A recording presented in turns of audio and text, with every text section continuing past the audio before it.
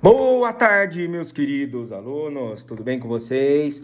Hoje, dia 11 de novembro de 2025, começando mais uma aula online remota, seja lá como vocês queiram dar essa nomenclatura. Mas estamos aqui, primeiro ano, A, B, C. Isso aí, meus queridos. Hoje nós vamos falar na aula 20, tá? Material digital, aula 20 da Escola José Roberto Melchior. E eu, como vocês sabem, professor Marcelo, não sou o Batman, sou o Marcelo. De noite pode ser o Batman, né? Mas vamos lá. Pessoal, hoje o tema é texto dramático.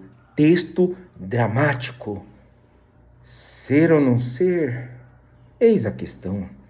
Mas estamos falando da literatura portuguesa, que tem como seu principal autor dramático Gil Vicente. E como eu já tinha dito para vocês numa aula anterior, ele foi o principal, aliás, principal não, o único, né, autor, mas a sua principal obra, O Alto da Barca do Inferno. Eu dei uma aula para vocês sobre isso.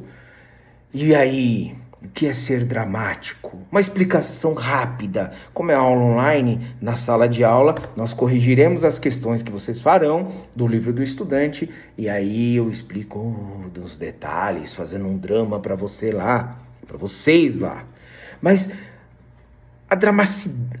o texto dramático, ele não é narrado, ele é contado pelos próprios atores, no envolvimento ali da cena, enquanto eles falam. E isso lá atrás, já na época da Grécia Antiga, onde tinha os festivais, eles faziam a cultura deles lá, faziam os movimentos para um deus, Dionísio, deus do vinho. Então tinha um teatro de Dionísio, fazia textos dramáticos, usavam máscaras. Você já deve ter visto em filmes, seriados, que eles usam aquelas máscaras que parecem máscara de carnaval, mas não era. Vem lá da Grécia Antiga, onde o ator interagia com o coro, com a plateia, representação de personagens, fazia um monte de coisa.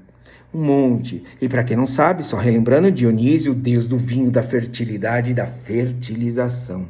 Então vocês já imaginam que tipo de cenas tinham, né? Cocó e outras coisitas más que eu não posso falar aqui. Bom, geralmente marca a mudança significativa da história, né? O texto dramático, porque antigamente era o texto da humanização que fazia aquela mistura. Enfim, várias situações que aconteciam. Deixa eu mudar um pouquinho aqui o vídeo para aparecer mais a minha cara aqui, né? Agora ficou mais centralizado. Bom, o que era o humanismo, né? Vou falar resumidamente para vocês. É a valorização do ser humano sendo colocado como centro do conhecimento, centro do universo. O individualismo que fica enfatizando a importância do indivíduo e a sua capacidade de fazer escolhas. O antropocentrismo, que é o homem, né? Ao invés de ver o homem como subordinado a Deus, o humanismo desde o homem centro do universo, como acabei de falar, né? O ressurgimento da antiguidade clássica, né? Inspirado nos estudos gregos, romanos, né? O humanismo, resgata a cultura, a filosofia, a estética da antiguidade. Antiguidade, coisas antigas, né? Ele faz uma crítica também à autoridade e os dogmas. O que são os dogmas, pessoal? Pense bem, dogmas, pesquisem.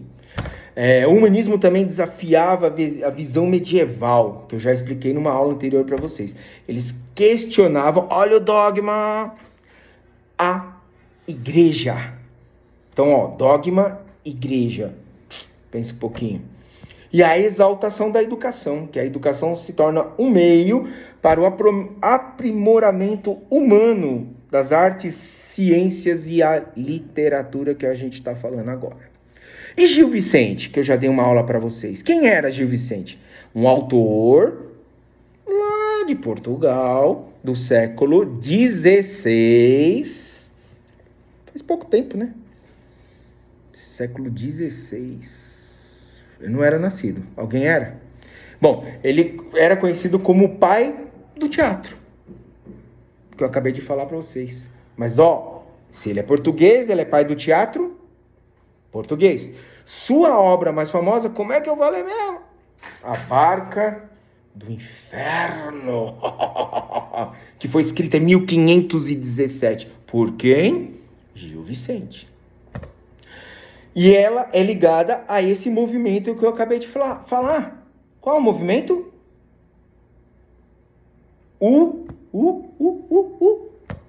Humanismo. Muito bem, todo mundo respondeu. Não escutei, mas eu sei que responderam. A peça, o pai do teatro português escreveu a peça A Barca do Inferno. Então, a peça que eu estou falando é ligada ao movimento humanista. A peça reflete a transição da Idade Média e o Renascimento, que eu já dei aula sobre isso também, e traz críticas sociais e morais por meio de uma abordagem satírica. E o que é uma abordagem satírica? Lembra que eu expliquei para vocês? Satírica, tira sarro, blá blá blá. Pum. Já expliquei também. Alguma dúvida? Se alguém tiver alguma dúvida, lá na aula, na sala, me perguntem. Porque vocês vão assistir o vídeo e depois vocês vão ter dúvidas.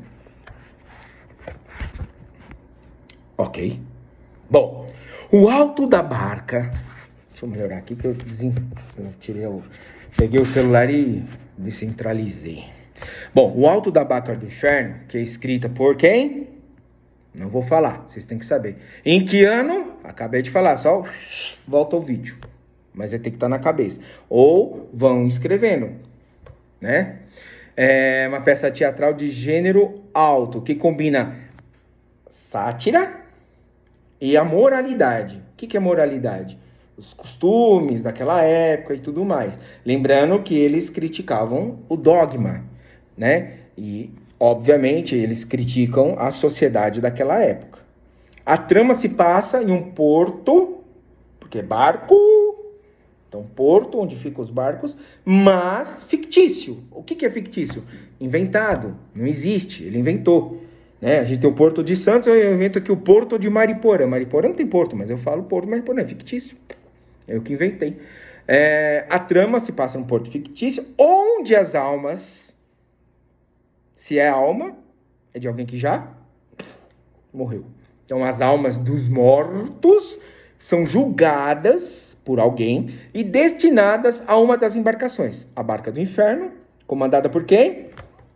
Não é o corno, é o diabo, tá? E a outra Barca da Glória, conduzida por um anjo. Vocês perceberam que eu tô gravando aqui, anjo. Esperto, né? E aí, acontece várias situações que vocês vão ter que ler, tá? Diversos personagens da sociedade medieval, como um fidalgo vaidoso. E como vocês estão em casa, vocês vão procurar o que é fidalgo, né? Vamos fazer uma pesquisa. Um juiz... Eu ia tirar meu boné para mostrar minha careca, para fazer uma analogia, mas não vou fazer, senão vou ser processado. Mas um juiz corrupto, lembrando, estou falando da Barca do Inferno, é uma frade hipócrita. Professor, fala direito. Tentam justificar as suas ações em vida, por quê? Mas a maioria é condenada ao o capiroto. Apenas os personagens humildes e virtuosas, como um parvo, procurem o que é parvo, e um cavaleiro cruzado. Cavaleiro cruzado, religião católica, romana, olha a dica. Conseguem o quê? A salvação. A peça critica a corrupção, juiz corrupto, corrupção, e a hipocrisia da sociedade portuguesa do século XVI. Usando o quê? O humor, ironia, para expor seus defeitos morais.